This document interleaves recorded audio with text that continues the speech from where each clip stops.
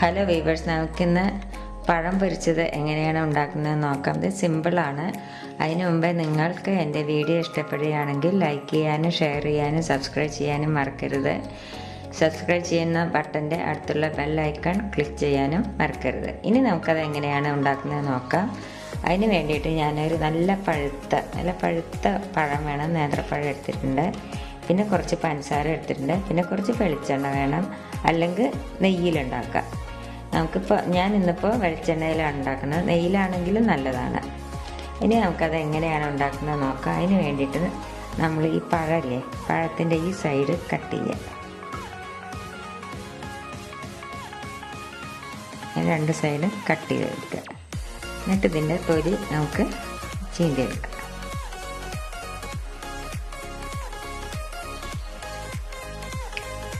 നമ്മൾ പഴംപൊരി ഉണ്ടാക്കുമ്പോൾ ഇതെല്ലാം ഉണ്ടാക്കുമ്പോൾ നല്ല പഴുത്ത പഴമാണ്. അപ്പോഴാണ് അതിൻ്റെ ടേസ്റ്റ് കിട്ടുക.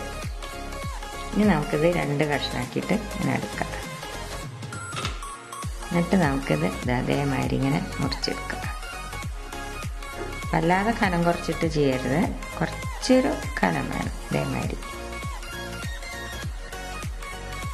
ഇതിപ്പോൾ നമുക്കിങ്ങനെ റൗണ്ടിലാക്കി മുറുക്കിയെടുത്താലും കുഴപ്പമില്ല. ഇതേമാതിരി മുറുക്കിയെടുക്കണം. അതേമാതിരി ഞാൻ പഴമെല്ലാം നുറുക്കിയെടുത്ത് കഴിഞ്ഞു. ഇനി എന്താ ചെയ്യേണ്ടതെന്ന് വെച്ചാൽ നമുക്കൊരു ചീഞ്ചട്ടി അടുപ്പത്ത് വെച്ച് അതിലേക്ക് നമുക്ക് വെളിച്ചെണ്ണ ഒഴിച്ചു കൊടുക്കാം. വെളിച്ചെണ്ണ അല്ലെങ്കിൽ നമ്മൾ നെയ്യിലുണ്ടാക്കാം. ഞാൻ ഇപ്പോൾ വെളിച്ചെണ്ണയിലാണ് ഉണ്ടാക്കുന്നത്. ഇനി എണ്ണ ഒന്ന് ചൂടാവട്ടെ.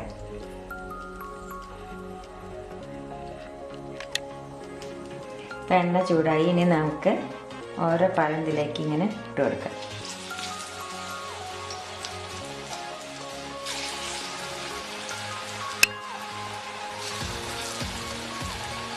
നമുക്കിത് ഫ്രൈ ചെയ്ത് എടുക്കാം.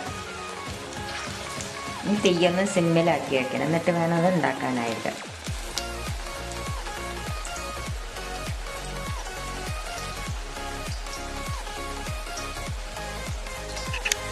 ഇനി ഇതൊരു ബ്രൗൺ കളറായി. അപ്പോൾ നമുക്കിനി ഇത് മറിച്ചിട്ട് കൊടുക്കാം.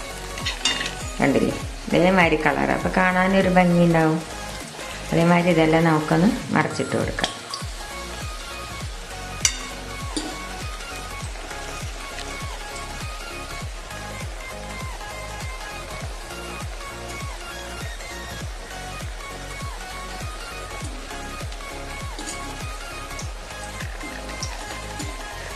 ഇനി നമുക്കിത് വാങ്ങാം. മറ്റേ ഭാഗം ആയിട്ടില്ല, ഒന്നുകൂടി കണ്ടില്ലേ, കളർ ഇങ്ങനെ വ്യത്യാസം വന്നു.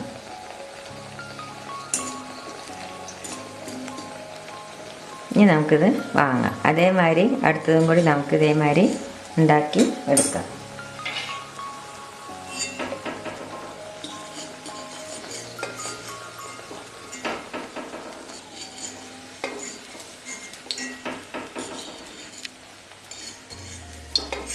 ഇനി അടുത്തും കൂടി നമുക്ക് ഇതേമാതിരി ഉണ്ടാക്കിയെടുക്കാം.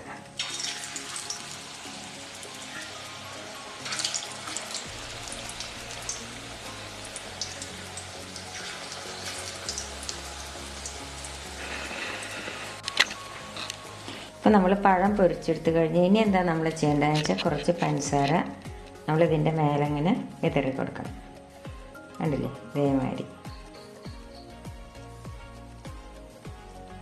ഇത് കുട്ടികൾക്കൊക്കെ കഴിക്കാൻ നല്ല ഇഷ്ടമായിരിക്കാം. നല്ല ടേസ്റ്റാണ്. കുട്ടികൾക്കെന്നല്ല, നമുക്ക് വലിയവർക്കും നല്ല ടേസ്റ്റ് ആയിരിക്കാം. ഇതെല്ലാവരും ട്രൈ ചെയ്ത് നോക്കണം. ഇതേമാതിരി. അപ്പം നമ്മുടെ പഴം പൊരിച്ചത് റെഡിയായി. ഇതെല്ലാവരും ട്രൈ ചെയ്ത് നോക്കുമല്ലോ. സബ്സ്ക്രൈബ് ചെയ്യാൻ മറക്കരുത്. Thank you.